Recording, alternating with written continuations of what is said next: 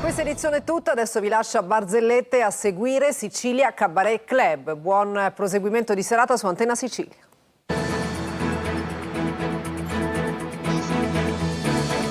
Entra nel mondo dell'informazione con l'app Sicilia Web. Resta sempre aggiornato con le news e le live in diretta.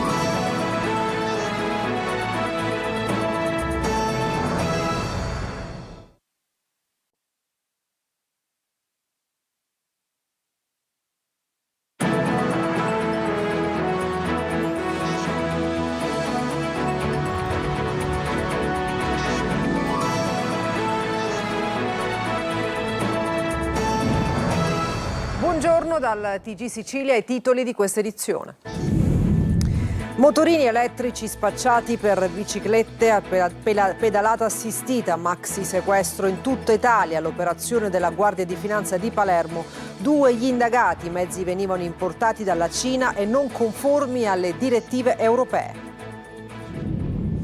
Crisi Pfizer, rottura delle trattative, i sindacati, la multinazionale decide di abbandonare il sito di Catania, in arrivo 370 licenziamenti, i sindacati ci opporremo, l'avvertenza approda a Roma. Da luna di questa notte è in corso una nuova eruzione dell'Etna con attività stromboliana del cratere Voragine che produce un'emissione di cenere che si disperde in direzione nord-ovest. Al momento resta operativo l'aeroporto di Catania-Fontanarossa. Cateno De Luca presenta i pionieri, i primi 12 candidati per la sua formazione per Palermo, in un evento ufficiale a Palazzo dei Normanni. Il sindaco di Taormina, per Asso Vini Sicilia, le premesse per la vendemmia 2026 in Sicilia sono decisamente positive. La campagna inizia, come sempre, dalla Sicilia occidentale per poi spostarsi lentamente nell'entroterra, sull'Etna e le isole minori. E poi il calcio, la Serie C prende forma con il Catania inserito in un girone di ferro. Oggi la composizione del calendario. La squadra lavora a Norcia, presente in Umbria anche il DS Varrà. E poi il Palermo pari nell'ultima amichevole del ritiro, finisce 1-1 in gol l'Eduaron, capitolo stadio. Oggi si riunisce il Consiglio Comunale per esaminare la proposta per la riqualificazione dell'impianto.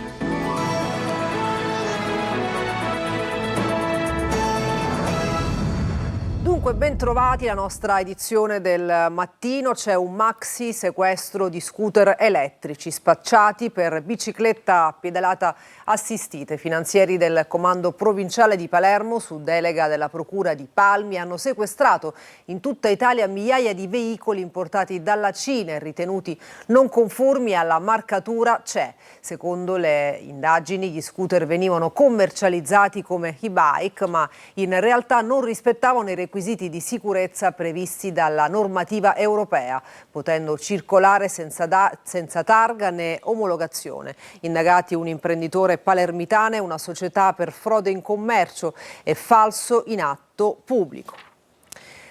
E adesso parliamo dell'avvertenza Pfizer. Il tavolo all'ARS certifica la rottura e i 370 licenziamenti potrebbero diventare una triste realtà. I sindacati, l'azienda è interessata solo al profitto, ma ci opporremo. Il servizio di Tonino De Man.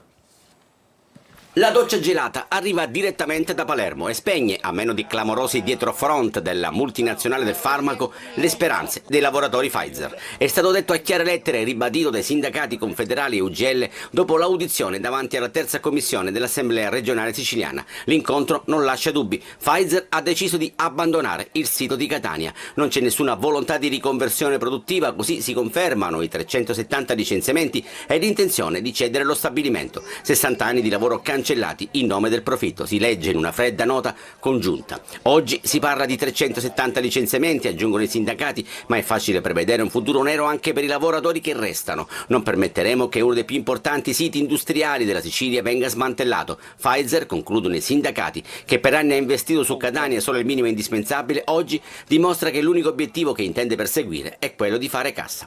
L'incontro non ha portato alcun segnale positivo, rivela il deputato regionale di Forza Italia Salvo Tomarchio, una scelta che rende urgente ed indispensabile che l'avvertenza prosegua sul piano nazionale, dopo l'apertura di un tavolo di crisi anche al Ministero del Lavoro e delle Politiche Sociali.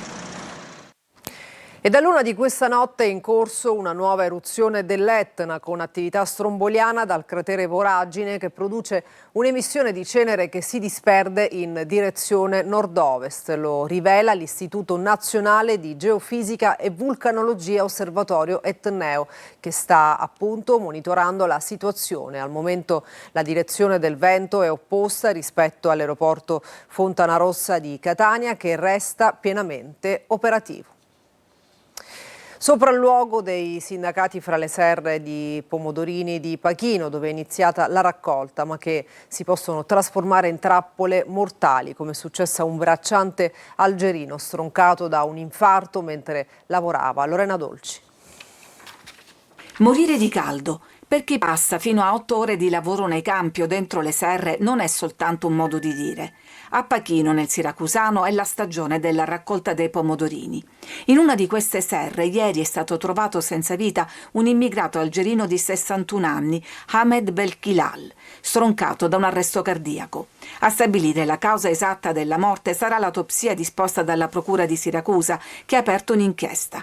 Cerca di capire meglio anche il sindacato, che stamattina ha fatto un sopralluogo. Materialmente i lavoratori in queste zone, diciamo, di norma iniziano molto presto, 4 e mezzo, per finire verso le ore 10. Questo di prassi nelle stragrande maggioranza delle aziende, e questa è la prassi del lavoro per la raccolta del pomodoro. Sono le 11 e non vi posso trasmettere il caldo che c'è perché non è possibile, però vi assicuro che le temperature qua sono molto alte. In queste serre si crea un caldo soffocante con temperature fino a 50 gradi, denuncia da anni il sindacato che cerca di rompere il muro di paura che paralizza i braccianti. Se uno ci parla magari lontano dal posto di lavoro e non ti dicono manco dove lavorano, qualcuno ti dice le cose come stanno, ma poi se noi gli avremmo chiesto a qualcuno possiamo avere la tua testimonianza di quello che succede, ci dicono no, lasciatemi stare, io ho bisogno di lavorare. E così nel silenzio e per tutti invisibili nuovi schiavi passano da una stagione di raccolta all'altra,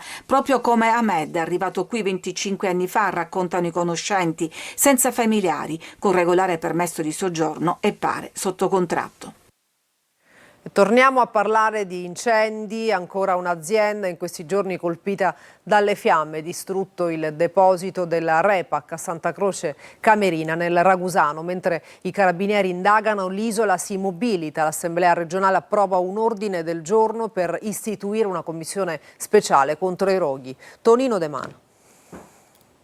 Una commissione speciale indagherà sui roghi in Sicilia. È il provvedimento approvato dall'ARS che ha deliberato un ordine del giorno che istituisce l'organismo e demanda al Presidente del Parlamento siciliano la nomina dei componenti. Tutto questo mentre l'isola è alle prese con l'emergenza incendi, con devastanti fiamme nelle campagne ed aziende nella morsa del fuoco. A Santa Croce Camerina, nel Ragusano, sono ingenti da quantificare i danni per un vasto incendio che ha devastato il deposito della Repac, impresa specializzata negli imballaggi in cartone per il comparto ortofrutticolo. Le fiamme sono divampate lungo la provinciale 85. Sulla vicenda indagano i carabinieri. Quando i roghi colpiscono un'attività produttiva, oltre al danno economico, resta l'interrogativo sulla natura dell'incendio. Un dubbio che richiama quanto accaduto alcuni mesi fa a Pachino, nel Siracusano, dove la procura aveva aperto un'inchiesta per l'incendio ai magazzini della Fenice Packaging, azienda dello stesso comparto degli imballaggi agricoli. Intanto a Palermo la CGIL ha unito tante voci per gridare basta incendi. In Piazza Verdi un richiamo forte al tema della prevenzione. Da anni chiediamo che si faccia la riforma della forestazione in Sicilia, una riforma che deve vedere impiegati i giovani, che siano la testa che deve progettare e programmare la forestale del futuro.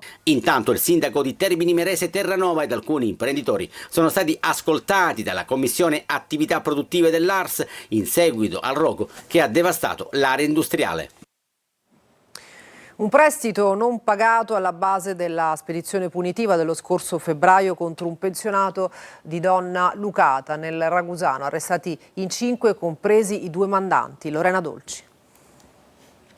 In 3 contro 1, un pensionato costretto a fermarsi con l'auto, scaraventato in mezzo alla strada, preso a calci, pugni e schiaffi, come si vede in questa sequenza diffusa dai carabinieri, che a distanza di qualche mese hanno arrestato gli autori della spedizione punitiva. Siamo in via Aienda, a Donna Lucata, frazione balneare di Scicli, nel Ragusano, è il 3 febbraio scorso. Il 72enne viene affiancato, una Panda gli sbarra la strada, 3 uomini lo accerchiano, lo trascinano con violenza sull'asfalto e lo sottopongono ad un violento pestaggio, provocandogli lesioni al volto e agli arti. Mentre infieriscono, gli aggressori gli intimano di saldare un debito e minacciano di morte lui e la sua famiglia. I militari hanno così scoperto che alla base del raid c'era un credito di 24.000 euro rivendicato da 2 fratelli gemelli di 52 anni, ritenuti i mandanti, che avevano fatto un prestito all'uomo e alla sua ex compagna. In casa dei 2 fratelli i carabinieri hanno trovato alcune casseforti contenenti 48.000 euro in contanti e diversi assegni,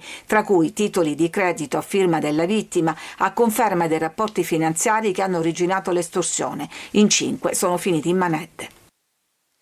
A Gela protesta del sindaco di Stefano e degli assessori della giunta. Hanno trasferito i loro uffici davanti all'ospedale cittadino. Contestano il continuo depotenziamento della struttura sanitaria e la cancellazione dei fondi previsti per un nuovo ospedale. Gerry Italia. Uno striscione bianco su fondo rosso appeso alla cancellata dell'ospedale Vittorio Emanuele. Poche parole ma pesanti. Regione e ASP negano la sanità ai gelesi. Davanti all'ingresso del nosocomio un gazebo, alcune sedie e una scrivania. È qui che il sindaco Terenziano Di Stefano, insieme alla giunta comunale, alla presidente del consiglio comunale Paolo Giudice e ai consiglieri di maggioranza, ha trasferito simbolicamente l'ufficio del comune. Una protesta che arriva dopo anni di difficoltà per l'ospedale gelese, tra carenza di personale, servizi ridotti e un pronto soccorso sempre più in affanno. A far esplodere lo scontro è anche il futuro del nuovo ospedale di Pontolivo. I 130 milioni di euro inizialmente previsti nei fondi di sviluppo e coesione sono stati infatti riallocati dalla Regione nel fondo di rotazione statale, una scelta che alimenta il timore che quelle risorse possano non essere più destinate all'opera. Quei fondi FSC non ci sono più per fare quell'ospedale. Poi tutto il resto lo vedremo solo quando verranno fatti gli atti. Ad oggi per il primo cittadino le priorità rimangono 3. Deve essere firmato urgentemente il protocollo tra ASP ed ENI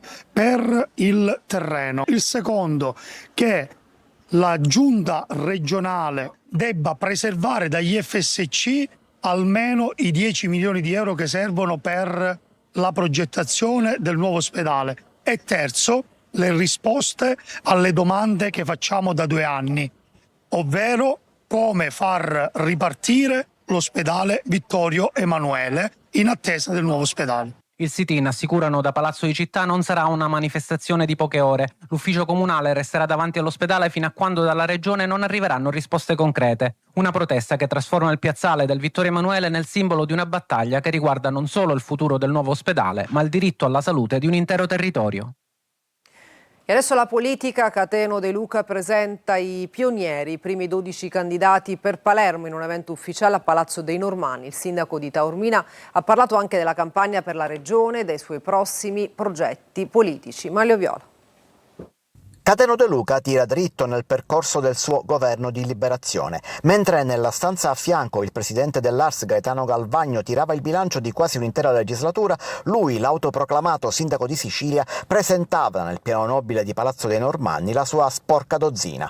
Citazioni cinematografiche a parte, sono proprio 12 i candidati per la città di Palermo che De Luca ha già messo in campo e ne arriveranno a breve altrettanti per completare la lista, che sarà già pronta dopo l'estate e comunque tutte le liste saranno fatte entro il 31 ottobre. C'è l'ex DC Mauro Pantò, c'è l'ex Forza Italia Stefania Monafò, ma ci sono anche altri nomi noti come Giusy Badalamenti o Francesco Bondì. Nella sala gialla di Palazzo dei Normanni si parla di comune ma anche di regione. De Luca ribadisce che il progetto politico avrà un'impronta autonomista, civica e progressista, con al centro i territori, il ruolo degli enti locali e un nuovo modello di governo regionale fondato sulla concretezza e sulla buona amministrazione. Ma parlando di progetto autonomista non si può non pensare a Raffaele Lombardo, al quale Cateno De Luca manda a dire: Io ho detto chiaramente a Raffaele Lombardo che per poter impostare in modo credibile quella strategia bisogna avere le mani libere e quindi bisogna anche togliersi le scorie, cioè uscire dal governo Schifani. Per la regione lui ritiene di essere l'ago della bilancia e racconta come ormai le sue liste siano considerate attrattive. È cominciata la corsa Sud chiama Nord, dice. Oggi potrei fare un gruppo di 12 deputati, ma ho detto di no a tutti. Insomma, il messaggio è questo: non è il carro dove saltare per restare incollati alla poltrona. 200 cassette di reperti archeologici sono rientrate a Gela dopo anni trascorsi nei depositi del Museo Archeologico di Caltanissetta, un primo passo verso il recupero del patrimonio della città, mentre restano aperte le questioni della riapertura del museo e della carenza di personale. Il servizio. 200 cassette di reperti archeologici sono tornate a Gela, materiali provenienti dalle campagne di scavo del territorio che dopo anni nei depositi del Museo Archeologico di Caltanissetta sono stati trasferiti nei locali del Museo dei Relitti di Gela, dove saranno studiati e successivamente esposti al pubblico. L'annuncio è stato dato nel corso di una conferenza stampa al Museo dei Relitti Greci, un risultato raggiunto grazie al lavoro del Parco Archeologico, delle associazioni culturali e al sostegno istituzionale del deputato regionale Salvatore Scuvera. Il direttore del Parco Archeologico Ennio Turco ha spiegato che si tratta solo del primo passo di un percorso finalizzato a riportare a Gela altri reperti legati alla storia del territorio. È un'operazione che noi abbiamo iniziato per un discorso scientifico, per riunire di nuovo le collezioni nella loro interezza, perché ogni scavo, ogni località che è interessata dal punto di vista archeologico deve avere un'unicità della collezione. Resta però il nodo della riapertura del Museo Archeologico regionale, slittata almeno alla metà di settembre per problemi tecnici, mentre continua a pesare la carenza di personale necessaria a garantire il pieno funzionamento della struttura. Troveremo una soluzione anche in maniera critica, ma sfido chiunque: non c'è un ente locale in Sicilia che non abbia carenze di personale, e per tale motivo non vai a chiudere un ente locale, ma cerchi delle soluzioni per trovare come andare avanti. Il ritorno di queste prime 200 cassette restituisce intanto alla città una parte della propria memoria. Adesso la sfida sarà trasformare questo patrimonio ritrovato in un'opportunità concreta di valorizzazione e sviluppo per Gela. Per Assovini Sicilia le premesse per la vendemmia di quest'anno in Sicilia sono decisamente positive. La campagna inizia come sempre dalla Sicilia occidentale per poi spostarsi lentamente nell'entroterra e poi verso l'Etna e le isole minori. Laura Spanò. È partita dalla Sicilia occidentale la vendemmia 2026, un percorso di circa 100 giorni che attraverserà l'isola fino all'entroterra ed ancora dall'altopiano Ibleo alle pendici dell'Etna fino alle isole minori, raccontando la varietà di territori, vitigni e competenza che fanno della Sicilia un autentico continente vitivinicolo. Cominceremo in Sicilia occidentale con le varietà internazionali che dedichiamo alla produzione di base spumante o di vini fermi, come ad esempio lo Chardonnay e il Pinot Nero. Proseguiremo poi con il Grillo e il Nero d'Avola, che si dimostrano vitigni sempre più resilienti, per poi andare avanti nell'entroterra e nell'area del sud-est orientale con varietà come il Grillo, il Nero d'Avola, il Catarratto o il Frappato. Poi ci sposteremo nelle isole minori, quindi con le loro varietà aromatiche come la Malvasia e lo Zibibbo, e per concludere sull'Etna con il Carricante e il Nerello Mascalese. L'andamento stagionale, caratterizzato da un inverno e una primavera particolarmente piovosi, ha consentito un buon ripristino delle riserve idriche del suolo, favorendo uno sviluppo vegeto-produttivo equilibrato della vite. È una vendemmia che si prospetta positiva, grazie anche alle forti piogge dei mesi invernali e primaverili che hanno permesso alle vigne di affrontare senza particolari criticità anche queste intense settimane di caldo del mese di luglio. Si prevede quindi una vendemmia di elevata qualità con vini caratterizzati da un interessante corredo aromatico e da un buon equilibrio tra freschezza ed eleganza. E adesso una pausa, tra poco spazio allo sport, non mancate.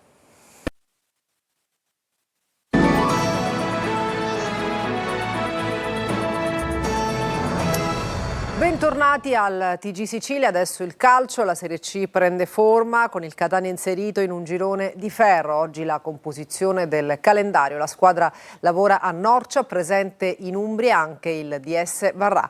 Tonino De Mana.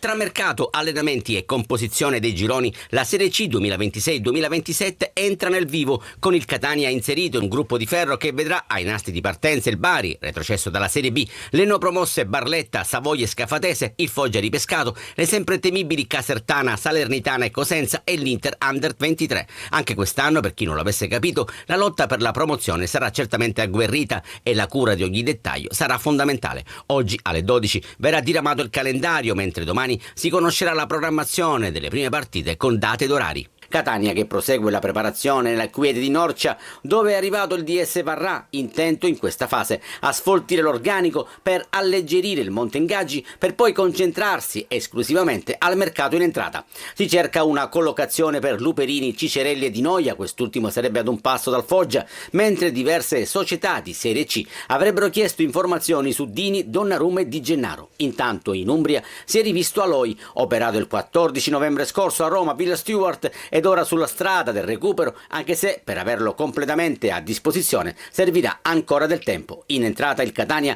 non avrebbe abbandonato la pista che porta a Demme, mentre sembra sfumata la trattativa per il bomber Coda, frenata dall'elevato costo dell'operazione e dall'età avanzata del giocatore. Sul fronte societario, buone notizie per Grella, che entra nel comitato esecutivo di Lega Pro. E adesso il Palermo pari nell'ultima amichevole del ritiro con l'Iraklis, finisce 1-1 in gol Leduaron, capitolo stadio. Oggi si riunisce il Consiglio Comunale per esaminare la proposta per la riqualificazione dell'impianto. Marco Gullà. 1-1 nell'ultima amichevole nel ritiro in Trentino per il Palermo, pareggio con la formazione greca dell'Ikralis allenata da Walter Mazzarri. In gol Leduaron nel primo tempo, poi il pareggio di Nizet nella ripresa. Il Palermo è stato schierato in campo da Inzaghi col solito 4-2-3-1 con alcune variazioni negli interpreti. Segre è stato provato da trequartista, Pierozzi come esterno alto di destra e Leduaron come prima punta. Rosanero in vantaggio al 13° calcio di punizione di Augello, colpo di testa preciso di Jeremy Leduaron. Al 60° pareggio dei greci, Ranocchia sbaglia un'apertura in orizzontale, Nizet recupera palla e dalla tre quarti con una conclusione precisa batte Fortin per l'1-1. 2 le traverse colpite dai greci. Un ottimo test, insomma abbiamo finito la partita che stiamo tutti bene, finiamo il ritiro nelle migliori condizioni e sono molto contento, soddisfatto. Adesso recupereremo qualche giorno e poi insomma partiremo per l'Australia e incominceremo a preparare la prima di Coppa Italia. Ecco. Questione stadio, il Consiglio Comunale ha deciso di anticipare i tempi e di iniziare già oggi l'esame della proposta di convenzione per la riqualificazione dell'impianto di Viale del Fante. Passaggio propedeutico alla successiva votazione dell'atto, anticipandolo di un giorno rispetto al calendario inizialmente previsto. E per questa edizione del Mattino è tutto, TG Sicilia torna alle 13:30, adesso la rassegna stampa curata oggi per noi da Marco Carli. Grazie e buona giornata.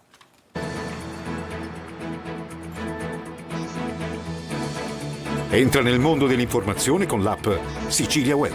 Resta sempre aggiornato con le news e le live in diretta.